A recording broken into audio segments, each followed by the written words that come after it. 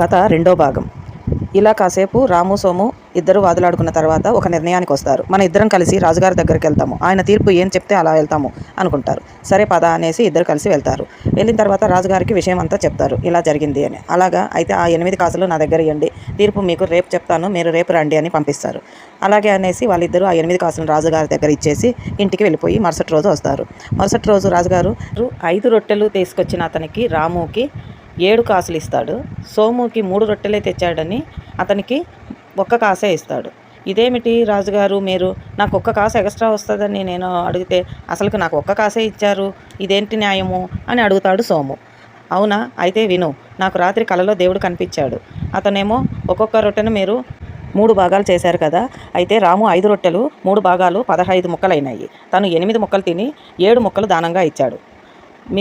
సోము ఏమో 3 రొట్టెలు 9 భాగాలు చేసి తను 8 ముక్కలు తిని 1 భాగమే ఇచ్చాడు. కాబట్టి తనకు 7 ముక్కలు దానంగా ఇచ్చిన రాముకి 7 కాసులు ఇవ్వమని, 1 ముక్కే దానంగా ఇచ్చిన సోముకి 1 కాసే ఇవ్వమని నాకు ఆ దేవుడు చెప్పాడు.